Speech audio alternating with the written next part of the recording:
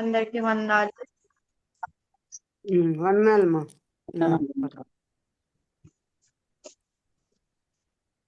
మన్నించేనా ఆ ప్రేమే నా సొంతమా, నీ చెంతనా నీ చేరి ప్రార్థించనా. మన్నించేనా ఆ ప్రేమే నా సొంతమా, నీ చెంతనా నీ చేరి ప్రార్థించనా. కలలైనా ఇలా మరుతును, ఇనలేని నీ ప్రేమను. నీవేగా నీవేగా నీవే నా ప్రాణ దైవమా.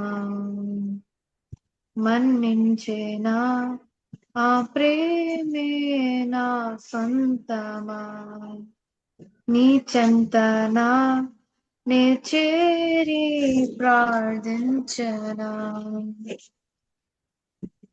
శిలనేనైనా రూపం చేసి జీవం పోసితివి, నిరతము నాకు మాదిరి నీవై దారి చూపితివి. నా చేతులను సుఖముతో నింపి నడిపే నీ ప్రేమ. అపారము నీ దయాగుణము, అనంతము నీ ప్రేమామృతం. అపారము నీ దయాగుణం, అనంతము నీ ప్రేమామృతం. నీవు నా ప్రాణం, ఊహపు అందని త్యాగం చేసి శ్వాసై నిలిచావు. నీ ముఖ కాంతిలో వెలుగై నన్ను మార్చుకున్నావు. గతమేదైనా ప్రేమించావు, స్తుతికే పాత్రుడవు. ప్రతి క్షణం నా నిరాశలో ప్రభాతమైన నా యేసయ్యా. ప్రతి క్షణం నా నిరాశలో ప్రభాతమైన నా యేసయ్యా. నీవు నా ధ్యానం. మన్నించేనా ఆ ప్రేమే నా సొంతమా, నీ చెంతనా నే చేరి ప్రార్థించనా. మన్నించేనా ఆ ప్రేమే నా సొంతమా, నీ చెంతనా నే చేరి ప్రార్థించనా. కలలైనా ఇలా మరుతును, ఇనలేని నీ ప్రేమను. నీవేగా నీవేగా నీవే నా ప్రాణ దైవమా. అందరికీ వందనాలు. వందనాలమ్మా. చక్కటి పాట పాడింది ప్రేమ గురించి. ఆరోగ్య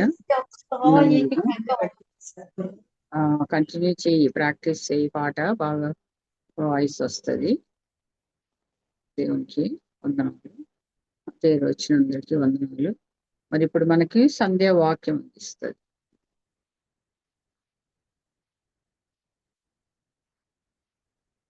సంధ్య ఆంటీ ఆంటీ ఒక నిమిషం.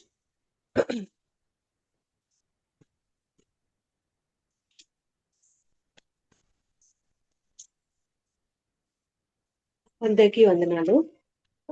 కొంచెం తెలుగు కష్టం కాబట్టి కూర్చుకుని పాడింది. ట్రై చేయమంటే ట్రై చేసింది. థ్యాంక్ యూ అందరూ కూడా సపోర్ట్ చేసినందుకు. అందరికీ నిండు వందనాలు.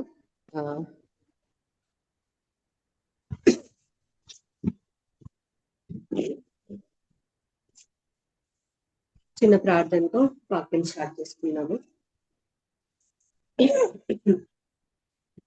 Holy Father, glorious God, King of Kings, Lord of Lords, యేసయ్యా మీకు వందనాలు, స్తోత్రములు ప్రభువా.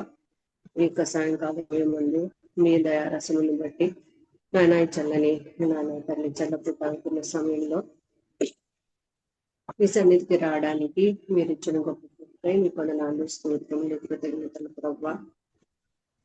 నాన్న మీ బిడ్డలు పెద్దలు అందరూ ఉన్నారు ప్రభువా. మరి తోటి వయసు వాళ్ళు ఉన్నారు, చిన్నవాళ్ళు ఉన్నారు. వారి ముందర నాన్న తండ్రి నీవు నాన్న నాకు ఇచ్చిన ఈ అవకాశమును బట్టి మీ వందనాలు, స్తోత్రములు ప్రభువా. మీ కృపతో మీ జ్ఞానంతో మీ యొక్క మహిమేశ్వర్యంతో మీ జ్ఞానంతో నింపి మరి వాక్య పరిచయలో మీరు ముందుకు నడిపించండి ప్రభువా. నా జ్ఞానం చాలదు, నా మాటల నుంచి మీ వాక్యములే మీ మాటలే నాయన తండ్రి వెలుపరచమని వేడుకుంటున్నాను ప్రభువా. మీ వందనాలు, స్తోత్రములు. మాకు కావాల్సిన ఆత్మీయ ఆహారాన్ని మీరు మాకు దయచేయమని వేడుకుంటూ నన్ను మరుగుపరిచి ప్రభువా తండ్రి మీ యొక్క వెలుగును మీ వాక్యాన్ని నాన్న తండ్రి మా అందరికీ చల్లమని వేడుకుంటూ మీకు వందనాలు చెల్లిస్తాను. దీని ప్రార్థన వేస్తున్నాను, ప్రార్థించిన పిల్లలు ఎంత అడిగి పెడుకుంటున్నాను తండ్రి. ఆమేన్. ఎస్తేరు గ్రంథం తీద్దాము.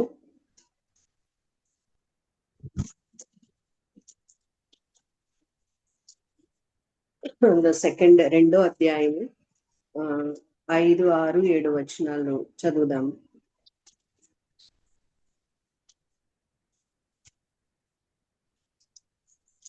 ఎవరన్నా చదువుతారా?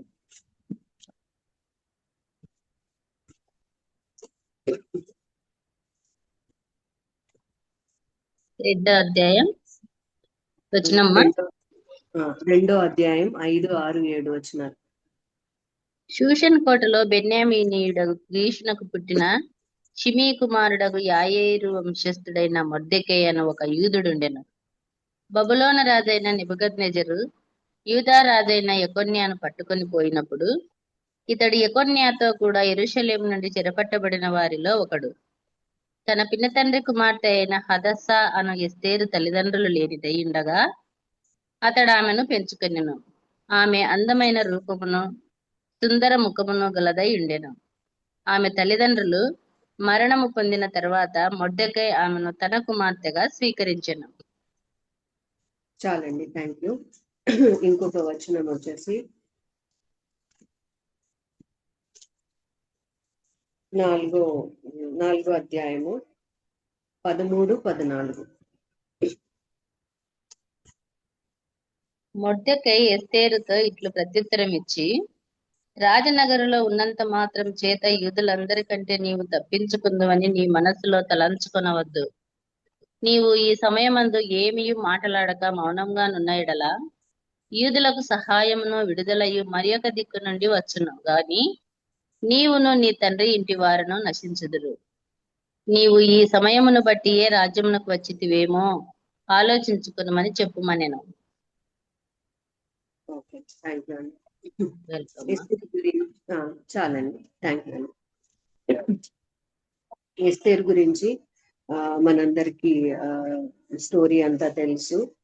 చాలా డీప్ గానే ఇక్కడ మన మధ్య మనం విన్నాము. అయితే మొర్దెకై గురించి అలాగే ఎస్తేరు గురించి అన్నా చెల్లెళ్ళ పట్టుదల గురించి మనం ఈరోజు చూద్దాము. నీవు ఈ సమయమును బట్టి రాజ్యమునకు వచ్చితివేమో ఆలోచించుకోమనెను. అయితే ఆలోచించుకోమంటున్నాడు అక్కడ. ఈ సమయానికి ఎస్తేరు మరి రాణిగా అవడానికి, రాజ్యంలో చేరడానికి, అహష్వేరోషు రాజుకు మరి వష్టికి బదులుగా రాణి అవడానికి కారణము యూదులను రక్షించడానికి పరిస్థితుల్ని అవగాహన చేసుకుని అక్కడ యూదుల పక్షంగా నిలబడడానికి ఆ పరిస్థితులకి నువ్వు ఇక్కడికి వచ్చావేమో అని చెప్పి అక్కడ తను హెచ్చరిక చేస్తున్నట్టుగా మనం చూస్తున్నాం. అయితే ఆ మళ్ళీ తర్వాత ఫోర్త్ 4వ అధ్యాయంలో నీవు ఈ సమయం మందు ఏమీ మాట్లాడక మౌనముగా నున్న ఎడల యూదులకు సహాయము విడుదలయు మరి ఒక దిక్కు నుండి వచ్చును గాని నీవును నీ తండ్రి ఇంటి వారును నశించుదురు. నేను ఈ వాక్యం ఎప్పుడు చదువుకున్నప్పుడు ఏమని మాట మనసులో అనుకుంటానంటే, ఈ సమయము నువ్వేమీ మాట్లాడక మౌనంగా ఉన్నాడలా యూదులకు దేవుని వలన సహాయము విడుదల మరి ఒక దిక్కు నుండి వచ్చును అనేది నేను ఇప్పుడు అనుకునేదాన్ని, మనసులో తలంచేదాన్ని.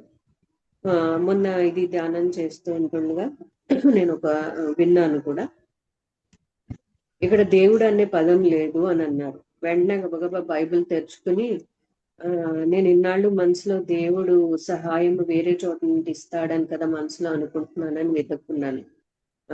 ఎవెన్చువల్లీ అక్కడ దేవుడు అన్న పదము లేదు. ఎస్తేరు గ్రంథంలో దేవుడు యెహోవా ఈ మాటలు గ్రంథం అంతటి 10 అధ్యాయాల్లో కూడా ఎక్కడా కూడా దేవుడు అనే పదము ప్రత్యక్షంగా వాడబడలేదు. యూదులు చెరపట్టబడి పోయి ఉన్నారు కదా, అక్కడ మనం 5వ అధ్యాయం చదివినప్పుడు 2వ అధ్యాయం 5వ వచనం ఇప్పుడే చదివారంటే, షూషను కోటలో బెన్యామీనీయుడగు కీషునకు పుట్టిన షెమీ కుమారుడగు యాయీరు వంశస్థుడైన మొర్దెకై అను ఒక యూదుడు ఉండెను. బబులోను రాజైన నెబుకద్నెజరు యూదా రాజైన యెకొన్యాన్ని పట్టుకుని పోయినప్పుడు ఇతన్ని కూడా యెకొన్యాతో కూడా యెరూషలేము నుండి చెరపట్టబడిన వారిలో ఒకడు ఈ యూదుడు. మరి అహష్వరేషు రాజ్యం అంతట్లో కూడా యూదులు స్ప్రెడ్ అయి ఉన్నారు. ఇక్కడ స్టార్టింగ్ లో కూడా మనం చూస్తే హిందూ దేశం మొదలుకొని రూసు దేశము వరకు కూడా మరి యూదులు అంతా స్ప్రెడ్ అయి ఉన్నట్టుగా ఈ అధ్యాయం 1వ వచనం ద్వారా మనం చూస్తూ ఉన్నాం. అయితే చెరలోకి వెళ్ళిన యూదులతో దేవుడు ఉన్నాడు. ప్రత్యక్షంగా ఆయన వర్డ్, ఆయన మాట, దేవుడు యెహోవా అని ఇక్కడ కనబడట్లేదు, కానీ పరోక్షంగా ఇక్కడ మనకి దేవుడు అనే మాట మనకి యెహోవా వీళ్ళతో ఉన్నారు. తెర వెనకాల నుంచి ఆయన పని చేస్తూ ఉన్నారు. ప్రత్యక్షంగా ప్రభువు ఇక్కడ మనకి కనబడట్లేదు. అయితే ఎందుకు ఇక్కడ కనబడట్లేదు అని అంటే, ద్వితీయోపదేశ కాండంలో దేవుడు ఒక మాట చెప్పి ఉన్నాడు. ఒక మాట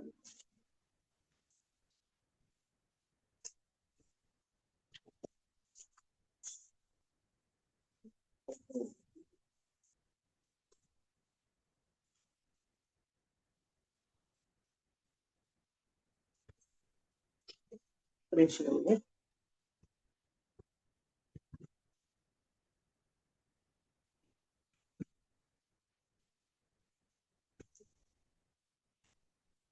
ద్వితీయోపదేశ కాండము 31వ అధ్యాయం 16 నుంచి 18 వచనాలు చదువుతారా? యెహోవా మోషేతో ఇట్లా నేను, ఇదిగో నీవు నీ పితరులతో పండుకొనబోచున్నావు. ఈ జనులు లేచి ఎవరి దేశమున తాము చేరి వారి నడుమనుందురో ఆ జనుల మధ్యను వ్యభిచారులై ఆ అన్యుల దేవతల వెంట వెళ్లి నన్ను విడిచి నేను వారితో చేసిన నిబంధనను మీరుదురు. కావున నా కోపము ఆ దినమున వారి మీద రగులుకొనును. నేను వారిని విడిచి వారికి విరోధి నగుదును. వారు క్షీణించిపోవుదురు. విస్తారమైన కీడులు ఆపదలు వారికి ప్రాప్తించును.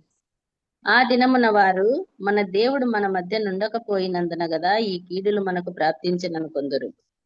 వారు అన్య దేవతల తట్టు తిరిగి చేసిన కీడంతటిని బట్టి ఆ దినమున నేను నిశ్చయముగా వారికి విరోధి నగుదును. కాబట్టి మీరు కీర్తన వ్రాసి ఇశ్రాయేలీలకు నేర్పుడి. ఈ కీర్తన ఇశ్రాయేలీయుల మీద నాకు సాక్షార్థముగా నుండినట్లు దానిని వారికి కంఠపాఠముగా చేయించుము. చాలండి.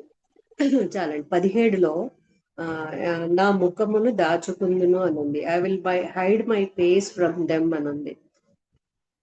అయితే వాళ్ళు చేసిన ఆ యొక్క పాపమును బట్టి చెరకొని పోబడ్డారు.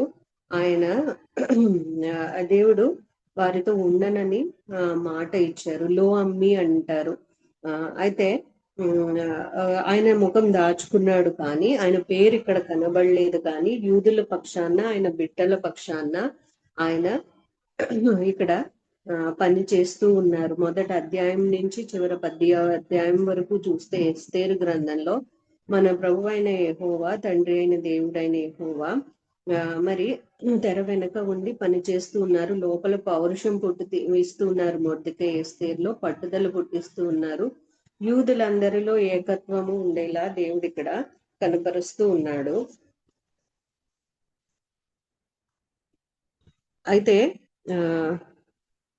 నేను కొంచెం షేర్ చేస్తాను.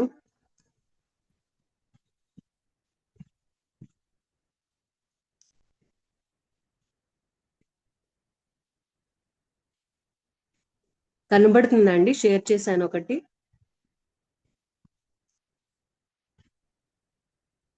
కనబడుతుందా? కనపడుతుంది. ఓకే. అయితే ఈయన పేరు డైరెక్ట్ గా లేదు, దేవుని పేరు ఇక్కడ ఎస్తేరు గ్రంథంలో. అయితే నేను కొంచెం వెతుకుతున్నప్పుడు ఒక వీడియో చూశాను. అందులో ఇలాగా ఉంది మాట. రైట్ సైడ్ నుంచి చూస్తే యెహోవా అనే పేరు అక్రోస్టిక్ రూపంలో, అక్రోస్టిక్ అంటే అది పదము ఒక అలంకరణ రూపంలో ఉంటుంది. ప్రతి పదంలో మొదటి అక్షరాన్ని తీసి కలిపితే ఒక పేరు వస్తుంది. ప్రభువు కనబడిన ఫేస్ దాచుకుంటా అన్నాడు, కానీ ఈ ఎస్తేరు గ్రంథంలో 4-5 వచనాల్లో పరోక్షంగా ఆయన పేరు ఇలా అక్రాస్టిక్ రూపంలో, ఇంగ్లీష్ లో అక్రాస్టిక్ అంటాము, అలంకరణ రూపంలో ఇది కనబడుతుంది. ఫస్ట్ ఇది హిబ్రూ భాష. I don't know the language. నేను చూసిన దాన్ని బట్టి అర్థం చేసుకుని చెప్తున్నాను. ఆ ఫస్ట్ అక్షరం వచ్చేసి యుద్ధ్, సెకండ్ ఇందో వచ్చేసి హే, యెహే, వావ్ అండ్ హే. యహ్వే అంటారు. యెహోవాని ఇంగ్లీష్ లో కానీ హిబ్రూలో కానీ యహ్వే అంటారు. సో ఇక్కడ యెహోవా అనే పదము మనకి ఎస్తేరు గ్రంథంలో ఒక అనేక చోట్ల కనబడుతూ ఉంటుంది.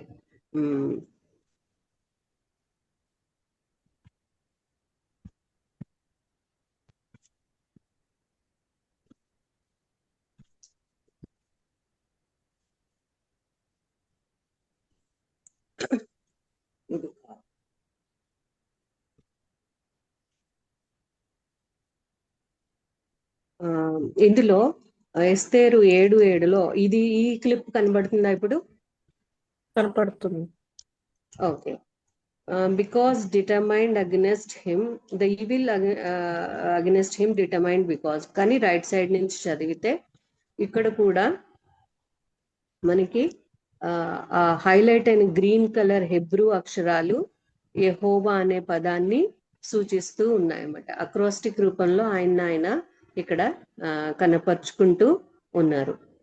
నెక్స్ట్ వచ్చేసి ఇంకొక వచనంలో హెబ్రూ ఎస్తేరు 7:7లో చూసాం కదా. మరలా వచ్చేసి ఇంకొక వచనము హెబ్రూ 7:7 చదువుతారా ఒకసారి? సారీ, ఎస్తేరు 7:7 చదువుతారా? రాజు ఆగ్రహం ఉంది, ద్రాక్షారసపు విందుని విడిచి నగరు వనమునకు పోయెను. అయితే రాజు తనకు ఏదో హాని చేయని ఉద్దేశించదనని హామాను తెలుసుకుని రాణి అయిన ఎస్తేరు ఎదుట తన ప్రాణం కొరకు విన్నపం చేయటకై నిలిచింది. అయితే హాని చేయదలిచాడు అన్న ఆ తెలుగు పదాలు హిబ్రూలో ఇంగ్లీష్ లో చూస్తే అందులో ఆ ఫస్ట్ అక్షరాలు వచ్చేసి యెహోవా అనే మాట కనబడుతూ ఉంది. నెక్స్ట్ వచ్చేసి ఇది ఎస్తేరు 5:4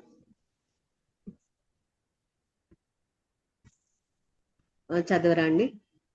ఎస్తేరు రాజునకు యుక్తంగా తోచినేడలా నేను రాజు కొరకు సిద్ధం చేయించిన విందులకు రాజువైన తామను హామానును నేడు రావాలనని కోరుచున్నానని ప్రత్యుత్తరం ఇచ్చాను.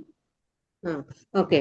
This day and Haman let come the king and Haman this day. అది రివర్స్ గా చదివితే ఈ రోజు విందుకు రావాలని మనవి చేసుకుంటున్నానండి అక్కడ ఎస్తేరు రాణి. సో అందులో కూడా అక్షరాలు చూస్తే ఇటు రైట్ సైడ్ నుంచి లెఫ్ట్ కి యబో, హమేలేక్, హామాన్, యహోవం అని ఉంది. అందులో అక్షరాలు కూడా తీసి చూసినప్పుడు మొదటి అక్షరాలు అక్కడ యెహోవా అనే పదము మనకి కనబడుతుంది. సో దేవుడు అనే పేరు అక్కడ డైరెక్ట్ గా లేకపోయినప్పటికీ కూడా వీఆర్ ఏబుల్ టు పరోక్షంగా ప్రభువైన యెహోవా మనం చూడగలుగుతున్నాం. 5:13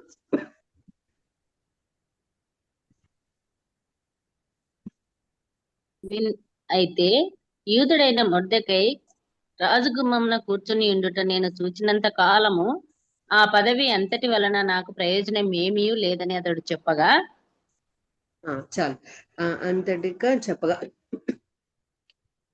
ఏ మొదకై ఉన్నంత వరకు ఆ పదవి వల్ల మేలు కలగదు అన్న మాట availeth nothing to me because of him అనే దాంట్లో కూడా ఆ గ్రీన్ హైలైట్ అయిన అక్షరాలు యెహోవా అనేది అక్షరాలు చూపిస్తుంది. ఇక్కడ కూడా దేవుడు అనే పేరు గ్రంథంలో లేకపోయినప్పటికీ ఇది పరోక్షంగా ఇక్కడ మనకి కనబడుతూ ఉంది.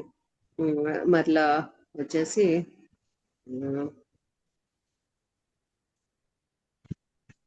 7:5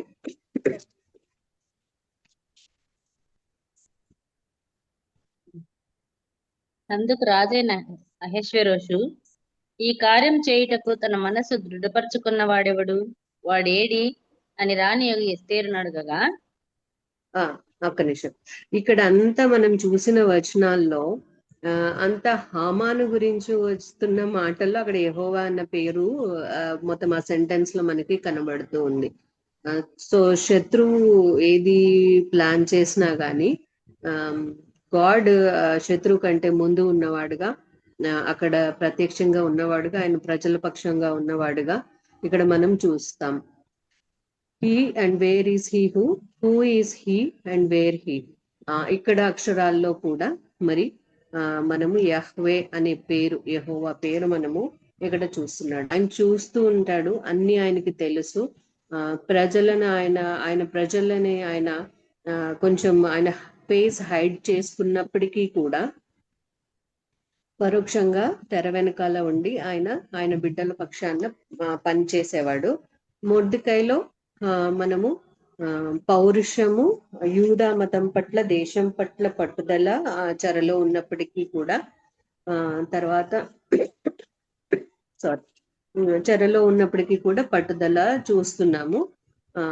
ఎక్కడ దేవుడు అన్న మాట ఎస్తేరు కానీ, గ్రంథంలో కానీ, మొర్దెకై కానీ, యూదులు కానీ స్పెసిఫై చేయలేదు. కానీ దాగి ఉన్న ప్రభువు పరోక్షంగా మనకి కనబడుతూనే ఉన్నారు. కీర్తనలు 96:11 కూడా ఈ యహ్వే అనే పేరు మనకి కనబడుతుంటుంది. ఆయన లేకుండా ఇందులో ఏంటంటే హెవెన్స్, ఎర్త్ అనేది రిజాయిస్ అవ్వలేవు, సంతోషించలేవు. The heavens and the earth let be glad అనేది ఉండవు. చదవరండి 96:11. యెహోవా వేం చేయుచున్నాడు, ఆకాశం సంతోషించునుగాక, భూమి ఆనందించునుగాక, సముద్రమున దాని సంపూర్ణతయు ఘోషించునుగాక. అసలు యెహోవా అనేది లేకుండా సృష్టి లేదు. యెహోవా దేవుడు లేకుండా, తండ్రి అయిన సృష్టికర్త అయిన తండ్రి లేకుండా ఏదీ లేదు. ఆయన లేకుండా గ్రంథం ఉందేమో అని అనుకుంటామేమో, కానీ అక్కడ ఆయన పరోక్షంగా అక్కడ వచనాల్లో ఆయన అలంకార రూపంలో, అలంకృతి రూపంలో, అక్రోస్టిక్ రూపంలో యెహోవా దేవుడు కనబడుతూ ఆయన ప్రజల పక్షంగానే నడిపిస్తూ కనిపిస్తూ ఇక్కడ ఉన్నారు. ఆయన పరలోకంలో సంతోషిస్తే భూలోకం కూడా సంతోషిస్తుంది. అక్కడ ఉన్న ఆయన ప్రజెన్స్ అనేది భూమి మీద కూడా ఉంటుంది. ఆయన సృష్టి అంతటిలో కూడా ప్రభువు అక్కడ ఉన్నట్టుగా కనబడుతుంది. ఏ సమస్య అయినా కానీ ఆయన లేదేమో, ఆయన ఇంతకాలం లేకపోతే మౌనంగా ఉన్నారని 400 సంవత్సరాలు మౌనంగా ఉన్నారు, మలాకి వరకు మౌనంగా ఉన్నారు. But God is there at all times and taking care of kids and అంతా కూడా ఆయన ఉండి పని చేస్తూ ఉన్నారు, లేదని అనుకోవడానికి లేదు. అయితే యూదులు ఎందుకు సిలువ మీద కూడా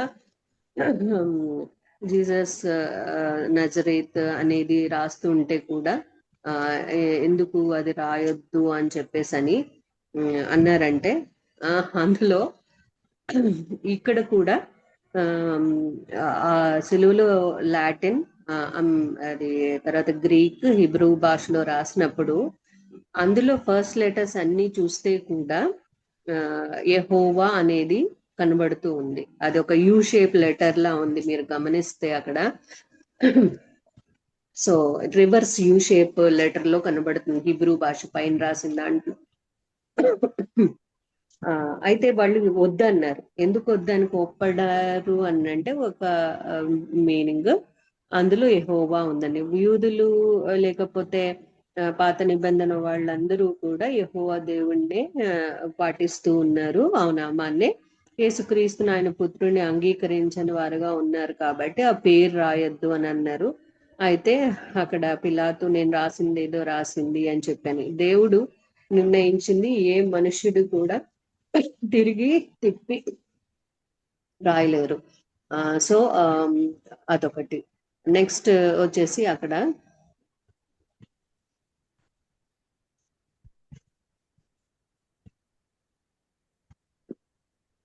మీకు క్లియర్ గా ఇప్పుడు లెటర్స్ ఇట్లాగా ఉన్నవి కూడా మొత్తం యెహోవా అనే పేరుని మెలేక్ అది స్టార్ట్స్ విత్ వావ్ ఆ యెహూదీం ఆఫ్ ద జ్యూస్. సో యూదుల రాజు అన్న మాటని వాళ్ళు అది చదివినప్పుడు దే కుడ్ అండర్స్టాండ్ అన్నమాట. అది యెహోవా అన్న పేరుని చూపిస్తుంది అని చెప్పి. That's why didn't agree. అసలు అది సిలువ మీద అది రాయొద్దు అనేది వాళ్ళకు కోపం కలిగింది కూడా అట్లా యెహోవా అని. అయితే యెహోవా దేవుడే పార్శ్వముగా కుమారుని స్వారూప్యంలో మన కొరకు వచ్చి మన పాపముల కొరకు సిలువలో ఆయన బలైన వాడుగా మనము చూస్తూ ఉన్నాం. అయితే మనము ఇక్కడ ఎస్తేరు, అహష్వరేషు, మొర్దెకై, వష్టి, హామాను 5 క్యారెక్టర్స్ ఇందులో ఉన్నాయి. వాళ్ళ వెనకాల కాలజ్ఞానులు ఉన్నారు, రాజుకు సపరేట్ గా 7 మంది ఆలోచన చెప్పే వాళ్ళు ఉన్నారు, షండులు ఉన్నారు, నపుంసకులు ఉన్నారు. ఇంతమంది క్యారెక్టరిస్టిక్స్ ఇక్కడ ఉన్నారు. ఉపనిషాన్ని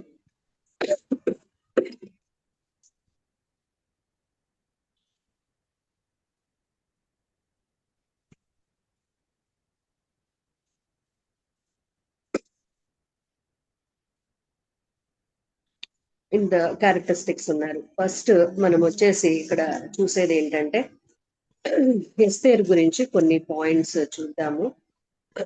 ఎస్తేరు దయ పొందిన దానిగా మనము ఈ ఎస్తేరు గ్రంథంలో స్టార్టింగ్ 4-5 అధ్యాయుల్లోనూ తర్వాత కూడా చివరి వరకు అందరి చేత దయ పొందిన వారిగా చూస్తున్నాం. ఎస్తేరు మీద దయ ఉంది కాబట్టి వాళ్ళ అన్న మరి తనను కుమార్తెగా పెంచాడు. ప్రభు దయ ఉంది కాబట్టి ఇంతమంది మనుషుల దయ ఉంది. దేవుని దయ పొందుకోవడము మరి మనుషులకి చాలా అవసరం. ఆయన దయ కోసము, ఆయన ఫేవర్ కోసము, ఆయన కన్సిడరేషన్ కోసము, ఆయన దృష్టిలో పడడం కోసము మనము దేవుని ఇష్టమైన కార్యాలు చేస్తే యోగ్యురాలుగా ఆయన పెంచుతాడు. మనం ఇక్కడ ఎస్తేరు గురించి చూస్తే ఎస్తేరు 1వ అధ్యాయము 19వ వచనం చూస్తే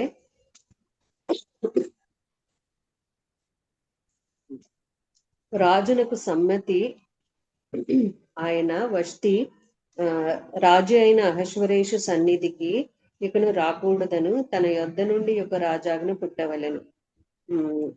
అది తప్పకుండానట్లు పారసీకుల యొక్కయు మాదీయుల యొక్కయు న్యాయం చొప్పున నియమింపవలెను. మరియు వష్టి కంటే యోగ్యురాలిని రాణిగా. వష్టికున్న యోగ్యతను తను పోగొట్టుకుంది. రాజు అందరి ముందు పిలిచి సౌందర్యవతి అయిన తన భార్యను చూపించాలనుకున్నప్పుడు తను యోగ్యతను పోగొట్టుకుంది. సో యోగ్యురాలుగా ఇక్కడ ఎస్తేరు ఎన్నిక చేయబడింది, యోగ్యురాలు అయ్యింది తను. అయితే వష్టి గురించి అక్కడ 1:11 చివరిలో ఆమె సౌందర్యవతి అని ఉంది. ఆమె సౌందర్యవతి అయింది, కానీ ఒకవేళ గర్వించిందేమో, ఒక రాజాజ్ఞను తను తిరస్కరించి అందరి ముందు రావడానికి తను ఇష్టపడలేదు.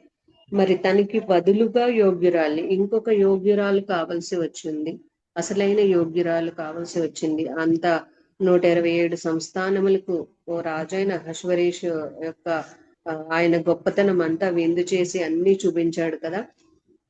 విందులో మొత్తము బంగారు వాటిలోనే అంతా సర్వింగ్ జరిగింది, కావలసినంత వాళ్ళకి కూడా ఏది తక్కువ కాకుండా చూసుకోమని చెప్పేసి రాజు చెప్పి ఉన్నాడు. అయితే ఇక్కడ మనము యోగ్యురాలు ఒకళ్ళు కావాల్సి ఉంటుండగా మనము 2:7 ఆ యోగ్యురాలని చూస్తూ ఉన్నాము. తన పినతండ్రి కుమార్తె అయిన హదస్స అను ఎస్తేరు తల్లిదండ్రులు లేనిదై ఉండగా అతడు ఆమెను పెంచుకొనెను. ఆమెను పెంచుకోవడానికి ఆమె యోగ్యురాలైంది. ఆ పినతండ్రి దృష్టిలో, ఆ యొక్క అన్న దృష్టిలో, మొర్దెకై దృష్టిలో పినతండ్రి కుమార్తె యోగ్యురాలైంది, దయ పొందుకుంది. ఆమె అందమైన రూపమును సుందర ముఖమును గలదై ఉండెను. ఆమె తల్లిదండ్రులు మరణం పొందిన తర్వాత మొర్దెకై ఆమెను తన కుమార్తెగా స్వీకరించెను. ఆమె కుమార్తెగా స్వీకరించబడడానికి ఆమె దయ పొందుకుంది, మొర్దెకై దయ పొందుకుంది. ప్రభు దయ ఉంది కాబట్టే మొర్దెకై దయ చూపించి మరి కుమార్తెగా చేర్చుకుని పెంచి ఉన్నాడు. అయితే 2:9 మనం చూస్తే రాజునగర్కి కన్యకలందరినీ పిలువబడినప్పుడు కూడా ఎస్తేరును కూడా పంపించారు. ఎస్తేరు కూడా పైన 8వ వచనంలో చూస్తే, ఎస్తేరు రాజు నగరనకు తేబడి స్త్రీలను కాయు హేగు వశమునకు అప్పగింపబడెను. ఆ చిన్నది అతని దృష్టికి ఇంపైనది గనుక ఆమె అతని వలన దయ పొందెను. ఇంపైనది గాను మరి ఆ చిన్నది మరి అతని దృష్టికి ఇంపైనదిగా కనబడ్డది, దయ పొందినదిగా ఉన్నది. ఇక్కడ ఫస్ట్ యోగ్యురాలు అనే కాన్సెప్ట్ వచ్చేటప్పటికి ఎస్తేరు కన్సిడరేషన్ లోకి వచ్చింది. ఫస్ట్ టైం 2:9 మనము ఒక మారు ఫస్ట్ టైం చూస్తున్నాం దయ పొందింది అని. హేగే వశమునకు అప్పగింపబడినప్పుడు అతనికి ఆమె దయ పొందెను, అతని దయ పొందినట్టుగా మనం చూస్తూ ఉన్నాం. ఇక్కడ 2:9 చూస్తే కాబట్టి ఆమె పరిమళ క్రియల కొరకైన వస్తువులను, ఆమెకు కావలసిన భోజన పదార్థములను రాజు ఇంటిలో నుండి ఆమెకు ఇయ్యదగిన 7 ఆడపిల్లలను అతడు ఆమెకు త్వరగా ఏర్పరిచి ఆమెను ఆమె చెలికత్తెలను అంతఃపురంలో అతి శ్రేష్టమైన స్థలం అందించింది. దేవుని దయ ఉంటే సడన్ అది రైజ్ ఎలా ఉంటుందంటే అది పైకి స్టీప్ కాదు, కానీ పైకి ఎదగడానికి హైట్ లెవెల్లో వెళ్తారన్నమాట. సో త్వరపడ్డాడు ఆయన త్వరపడి ఆమెకి 7 ఆడపిల్లల్ని ఇచ్చి అతి శ్రేష్టమైన స్థలములలో ఆయన ఉంచి ఉన్నాడు. పొలములో పని చేస్తున్న ఎలీషా మీదకి దుప్పటి వేయబడింది, పని చేస్తూ ఉన్నాడు. ఆయన మీదకి ఏలియాకి బదులుగా మారుగా మరి ప్రవక్తగా ఉండడానికి మరి ఎన్నిక చేయబడ్డాడు. పొలంలో ఉన్న వారికి, రెడీగా ఉన్న వారికి, దీనంగా ఉన్న వారికి, దయ పొందిన వారికి మరి అలాగూ అన్ని త్వరితంగా ఇక్కడ జరిగినట్టుగా ఎన్నిక చేయబడినట్టుగా మనము శ్రేష్టమైన స్థలములలో ఉంచబడిన రీతిగా చూస్తున్నాము. అయితే అంతఃపురంలో అతి శ్రేష్టమైన స్థలము ఆ కుమార్తె, ఆ యొక్క యవ్వనరాలు, ఆ చిన్నది ఆమె పొందుకుని ఉన్నది. ఇక్కడ 10వ వచనంలో చూస్తే, మొర్దెకై నీ జాతిని నీ వంశమును కనపరచకూడదని ఎస్తేరుకు ఆజ్ఞాపించి ఉండెను గనుక ఆమె తెలుపలేదు. చెప్పిన మాట తూచా తప్పకుండా ఉంది. ఏ వయసులో తల్లిదండ్రులు చనిపోయారు, ఏ వయసులో మరి అన్న ఆధ్వర్యంలోనికి వచ్చిందో, తండ్రిగా అన్నగా తను ఏ యొక్క బాధ్యతలు తీసుకుని ఉన్నాడో, ఆమెకు ఆ జాతిని, ఆ యూదా వంశమును ఆమె చెప్పకూడదు, కనపరచకూడదు అన్నప్పుడు ఆ ఒక్క విషయమును ఆజ్ఞాపించిన ప్రకారం ఆమె తెలుపలేదని ఇక్కడ క్లియర్ గా ఉన్నది. మన పిల్లలు కూడా వచ్చే సమయములకు మరి ప్రభు బిడ్డలుగా, ఇదిగో మీరు ప్రభు బిడ్డలు, మీరు ఈ విషయంలో ముందుకుండాలి, ఆత్మీయ విషయంలో ముందుకుండాలి, ప్రభువునే ఎన్నుకోవాలి, ప్రభువునే పట్టుకుని ఉండాలి, ప్రభు చిత్తాన్ని చేయాలి, ఏ స్థలములో ఉన్నా కానీ ప్రభు బిడ్డలుగా బ్రతకాలి. మాటి మాటికి చెప్పడము అవసరము. ఇక్కడైతే ఆ సందర్భాన్ని బట్టి ఆయన దాచమన్నాడు. ఆమె సమయము వచ్చే వరకు కూడా అది ఆమె రివీల్ చేయలేదు. అది ముందే తెలిస్తే హామాను ప్లాన్ ఎలా ఉండేదో తెలియదు, కానీ ఎస్తేరు అక్కడ వరకు వెళ్ళింది కాబట్టి అది it's not the right time అని చెప్పేసి ఆయన చెప్పాడు. సో రైట్ టైం కోసము చెప్పినప్పుడే అప్పుడే నువ్వు వ్యక్తం చేయటట్టుగా ఆమె ముందుగా చెప్పొద్దు ఆయన అన్న ఆజ్ఞాపించినప్పుడు షీ డెంట్ రివీల్, ఆమె వ్యక్తపరచలేదు అలాగే. అయితే ఇక్కడ మనం ఏం చేస్తున్నామంటే ఇక్కడ 2:10 ఆమె వ్యక్తం చేయలేదని ఉంది కదా, సేమ్ 10 వచనాల తర్వాత 2:20 ఎస్తేరు మొర్దెకై యొక్క పోషణ మందున్న కాలము చేసినట్టుగానే, ఎస్తేరు మొర్దెకై యొక్క పోషణ మందున్న కాలమున చేసినట్టుగానే ఇప్పుడును అతని మాటకు ఆమె లోబెడుచుండెను గనక మొర్దెకై తనకు ఆజ్ఞాపించిన ప్రకారము ఎస్తేరు తన జాతినైనను తన వంశమునైనను తెలియజేయకి ఉండెను. తెలియజేయద్దని ఆమె ఫస్ట్ ఎంటర్ అయ్యి చెలికత్తెలు అవి ఇచ్చి అంతఃపురంలో స్పెషల్ ప్లేస్ లో ఉన్నప్పుడు ఒకసారి చెప్పబడిన మాట. ఆ తర్వాత ఆమె అందరి వంతు ప్రకారం ఈమె కూడా రాజు ముందరికి తీసుకొచ్చి మరి ఎన్నిక చేయబడినప్పుడు కూడా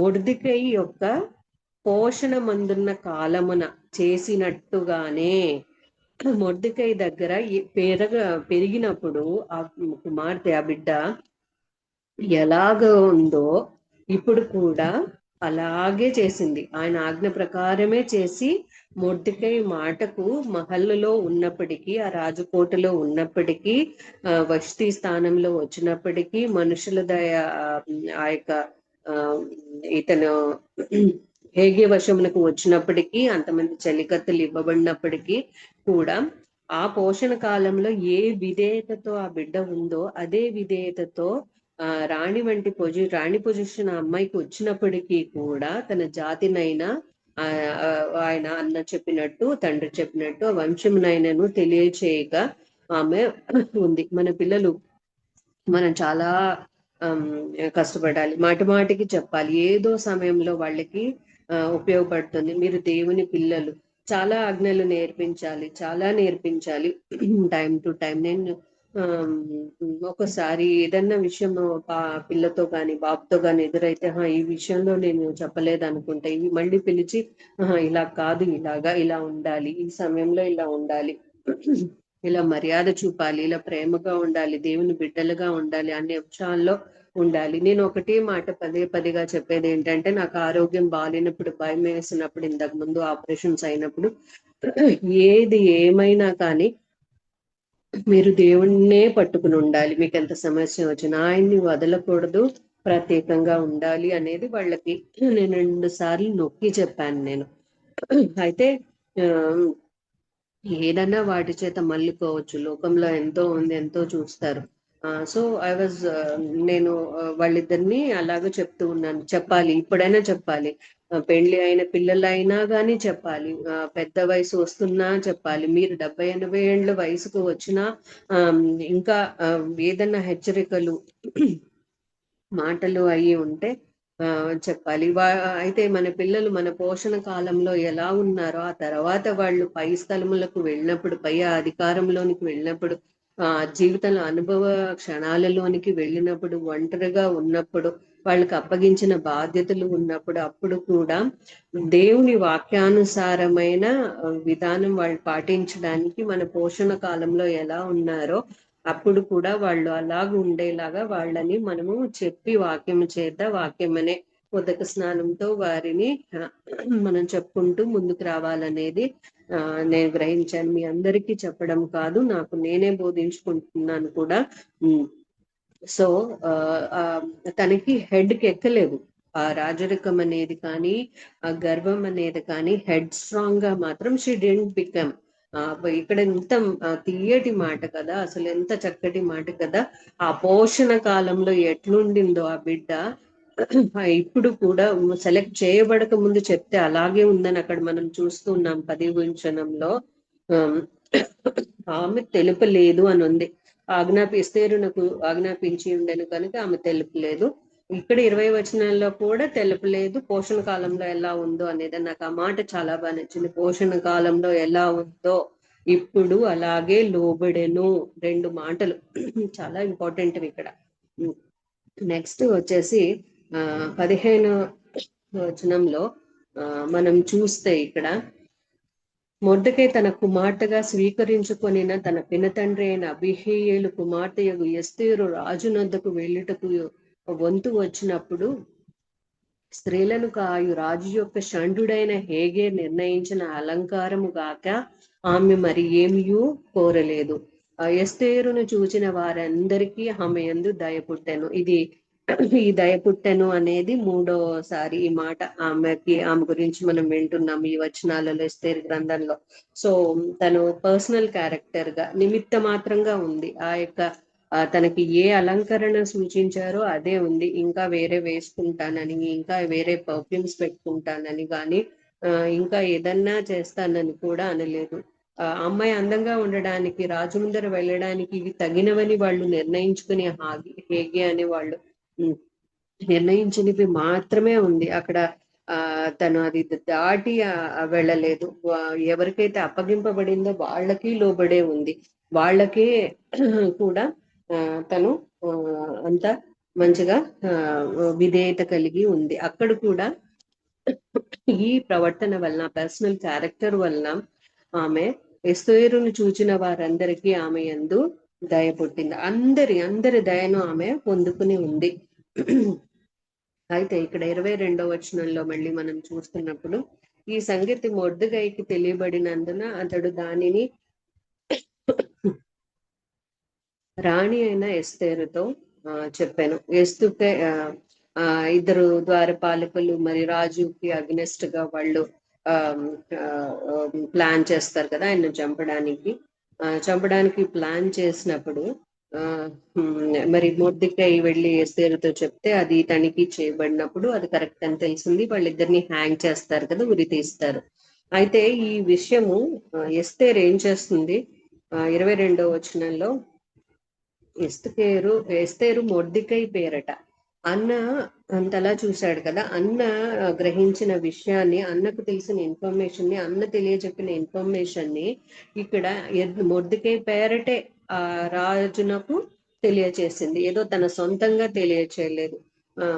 తనకు ఉన్న తనే ఏదో కనుక్కున్నట్టుగా తెలియచేయలేదు. ఎవరికి అందవలసిన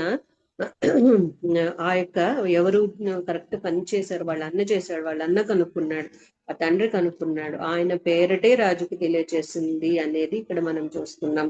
షీ హ్యాడ్ కరెక్ట్ గా తన క్రెడిట్ తీసుకోలేదు, వాళ్ళ అన్నకే ఆ క్రెడిట్ ఇచ్చింది. అయితే మళ్ళీ లాస్ట్ లో 23లో లాస్ట్ లైన్ లో కూడా చూస్తే రాజు ఎదుటనే రాజ్య సమాచార గ్రంథమందు వ్రాయబడెను. ఆ విషయము ఆయన పేరటే, మొర్దెకై పేరటే ఆ విషయాన్ని తెలియజేస్తుంది కాబట్టి అది కూడా రాజు ఎదుటనే రాజ్య సమాచార గ్రంథమందు వ్రాయబడినట్టుగా మనము చూస్తూ ఉన్నాము.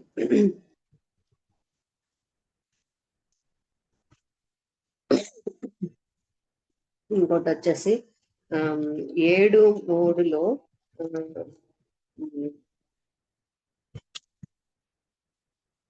7:3 ఒకసారి చదవండి.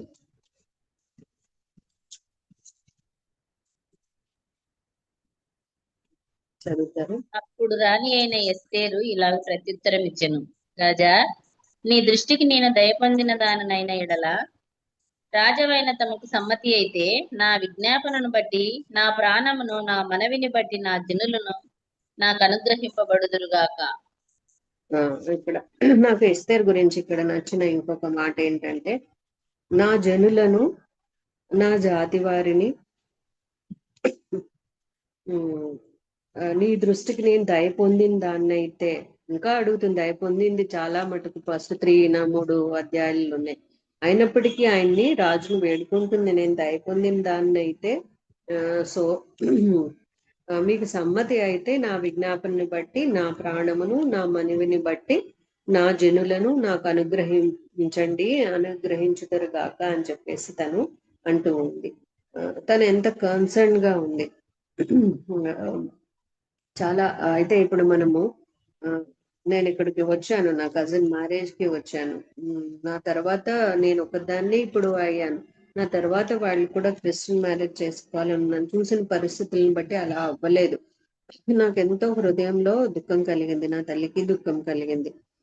నాకైతే అనిపించింది ఇన్ని సంవత్సరాలు నేను అటు ఉన్నాను, వీళ్ళు ఎలా ఉన్నారో అంటే ఉన్నారు బానే, దేవుల్లో ఉన్నారని అనుకున్నాను.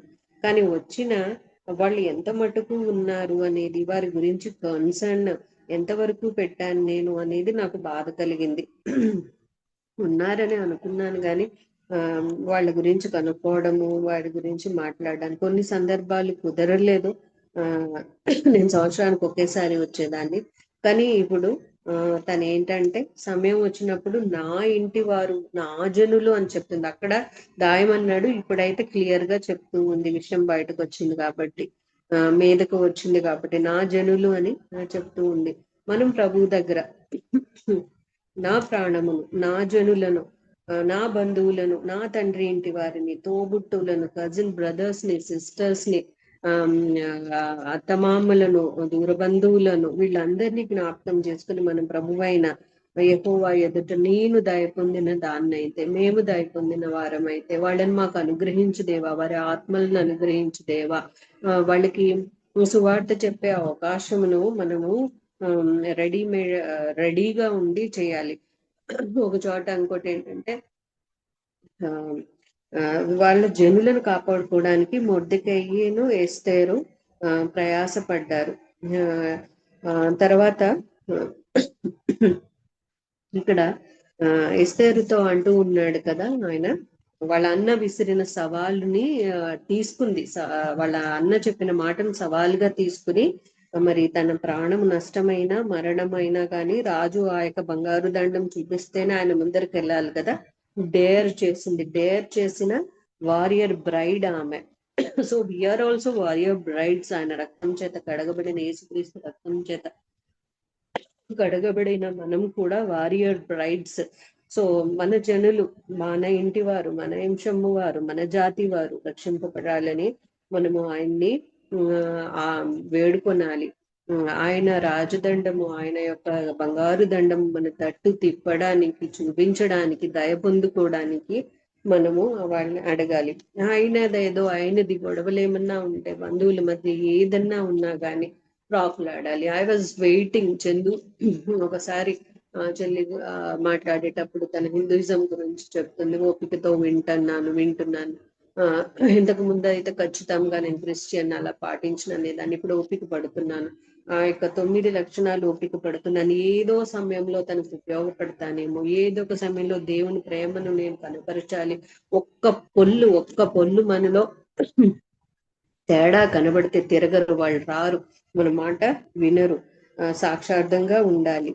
మనము నా ప్రాణమును, నా జనుల ప్రాణము, రక్షింపబడిన మన ప్రాణము సాక్షార్థముగా మన రక్షణ దేవుని ఎదుట నిలవాలి. ఆ తండ్రి ఎదుటికి, ఆ పరలోకం చేరుకోవడానికి మనము పటిష్టంగా ఉండాలి. మన జనులు రక్షింపబడడానికి సాక్షార్థమైన జీవితం ఉండాలి. అందుకు ప్రభువు దగ్గర వేడుకోవాలి. ఆయన బంగారు దండము మన చుట్టూ చూపెట్టేటట్టు వీళ్ళందరి తరపున రాజు ఎదుట వాళ్ళ జనుల గురించి విజ్ఞాపన చేసిన ఎస్తేరు వలె మనము కూడా విజ్ఞాపన చేయాలి అనే తలంపు నాకు ఇది చదువుతుండగా మరి పుట్టింది. సారీ అండి.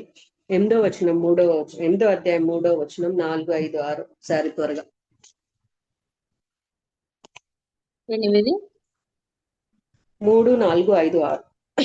మరియు ఎస్తేరు రాజు ఎదుట మనవి చేసుకుని అతని పాదముల మీద పడి అగాగీయుడైన హామాను చేసిన కీడును, అతడు యూదులకు విరోధముగా తలంచిన యోచనను వ్యక్తపరచడని కన్నీళ్లతో అతని వేడుకొనగా, రాజు బంగారు ఒక నిమిషం. కన్నీళ్లతో అతనిని వేడుకొనగా, అతడు హామాను చేసిన కీడు అంతటిని కూడా తప్పించమని దయ పొందింది, ఆ రాజు దండం పొందుకుంది. కానీ కన్నీళ్ళతో వేడుకుంటుంది. ఒకసారి ఒక ఒక 2 రోజులు వారంలో గుర్తొచ్చినప్పుడు లేకపోతే మనకి ఎప్పుడు వీలుంటే అప్పుడు అనేది కాకుండా ఆ విషయము కంప్లీట్ గా తనకి రిడెంప్షన్ దొరికే వరకు, రక్షణ దొరికే వరకు, విడుదల దొరికే వరకు కన్నీళ్లతో అతనిని వేడుకొనగా, రాజును అహశ్వరేషును వేడుకుంటుంది. ఆమెకు అంత ప్రాధాన్యత ఉంది. ఇప్పుడు కింగ్ వష్టి తరపున యొక్క కిరీటాన్ని ఇచ్చాడు. ఇప్పుడు దయ పొందింది, మళ్ళీ తాకీదులు వెళ్ళాయి, అన్ని అయినాయి. అయినా గాని కన్నీళ్లతో ఇంకా వేడుకుంటుంది. కంటిన్యూ చేయండి. రాజు బంగారు దండమును ఎస్తేరు తట్టు చాపెను. ఎస్తేరు లేచి రాజు ఎదుట నిలిచి, రాజవైన తమకు సమ్మతి అయిన ఎడలను, తమ దృష్టికి నేను దయపొందిన దాననై రాజవైన తమ ఎదుట ఈ సంగతి యుక్తంగా తోచిన ఎడలను, తమ దృష్టికి నేను ఇంపైన దాననైన ఎడలను, రాజవైన తమ సకల సంస్థానములలో నుండి యూదులను నాశనం చేయవలనని హమ్మెదాతా కుమారుడైన అగాగీయుడగు హామాను రాయించిన తాకీదుల చొప్పున జరగకుండానట్లు వాటిని రద్దు చేయుటకు ఆజ్ఞ ఇయ్యుడి. నెక్స్ట్ నా దిండ్ల మీదికి రాబో కీడును, నా వంశం యొక్క నాశనమును చూచి నేను ఏలాగు సహింపగలనని మనవి చేయగా, చాలండి. నా జనుల మీదకి వచ్చే రాబో కీడు. ఇప్పుడు మన జనుల మీదకి వచ్చే రాబో కీడు ఏంటి? రక్షింపబడిన మన వారి పట్ల నా తండ్రి రక్షింపబడలేదు. వచ్చే కీడేంటి? 2వ మరణం, అగ్ని, నరకం, సాతానుతో ఆ యొక్క అగ్ని బిలములో పడవేయబడడం. నా జనుల మీదకి రాబో కీడును, నా వంశం యొక్క నాశనమును చూచి నేను ఎలాగూ సహింపగలనని మనం చేయగా, ఆ యొక్క బంగారపు దండము గలవానికి మరి పరలోకం చేర్చగల ప్రభువుని మరి నాయన మాటి మాటికి మరి కుక్కలమే గాని ఆ యొక్క బల్ల మీద నుంచి పడే తునకలు కూడా ఏరుకొనుటకు మాకు అర్హత కలదని వారముగా మనల్ని మనం తగ్గించుకుని మరి ఆయన దగ్గర ఆ పరం ప్రభు దగ్గర వేడుకొనవలసిన వారముగా ఉన్నాం. నా జనులను రక్షించండి అక్కడ అడుగుతుంది. నా జనుల మీదకి వచ్చే కీడుని నేను ఎలా చూడగలను అంటుంది. మన జనుల మీదకి వచ్చే కీడుని ఎలా చూడగలం? ఇప్పుడు సంఘంలో కొత్తగా ఆత్మలు వచ్చాయి, రక్షింపబడ్డారు. మా వాళ్ళు కూడా రక్షింపబడ్డారు, బానే ఉన్నారు, దేవుళ్ళు గట్టిగా ఉన్నారు అని అనుకున్నాను. కానీ లోకపు వాటితోటి వాళ్ళు ఇబ్బంది పడ్డారు. మా పిన్ని కూడా బాధపడింది. కానీ ఏంటంటే అయితే ఎలాగూ తట్టుకుంటారు వాళ్ళు, ఎలాగూ వాళ్ళు రాబోయే కీడుని తట్టుకుంటారు, ఎలాగూ రాబోయే కీడుని మన జనులు మన వాళ్ళు ఎలాగూ తట్టుకుంటారు? ఎంత ఉండాలి? వచ్చిన ఆత్మలు రక్షింపబడిన సంఘంలో ఉన్నారు. ఆ ఆత్మలు సరైన సహవాసానికి వెళ్తున్నాయా? ఆ ఆత్మలు సరైన వాక్య పోషణ ఉంటుందా? పోనీ వాళ్ళు పల్లెటూర్లలో వెళ్ళి వాక్యం చెప్పి వస్తున్న రక్షణ ఆత్మలు సంపాదిస్తున్నారు. కానీ అదే ఆత్మలకు ఆత్మీయ ఆహారం సరిగ్గా ఉందా లేదా? వాళ్ళు ఆత్మ విషయంలో పైకి వస్తున్నారా? పౌలు ఎంత చింతపడుతూ ఉన్నారు ఆయన, మీరు రక్షింపబడిన వారు నా ప్రయాస అంతా వ్యర్థమైపోతుందేమో, నిలబడ్డవారు సహితము కింద పడిపోతారేమో అని చెప్పేసి ఆయన ఎంతగా బాధపడుతూ ఉన్నారు. రక్షింపబడని వారి మీదకి ఆ రాబోవు కీడు, ఆ వంశం యొక్క నాశనం చూసి నేను ఎలాగూ సహించగలను? ఎలాగూ పరలోకంలో మనం ఒక్కళ్ళమే హ్యాపీగా ఉండగలము? ఆ రాజదండము కావాలి, ఆయన విడుదల కావాలి, జాతులను వంశములను మరి నాయన తండోపతండాలుగా ప్రవాహము వలె అన్ని జనులు నా యొద్దకు వచ్చేదరన్న ఆయన వాక్యం నెరవేరాలి కదా. మనం ఎంతగా కన్నీళ్లు విడిచి ప్రలాపించాలి.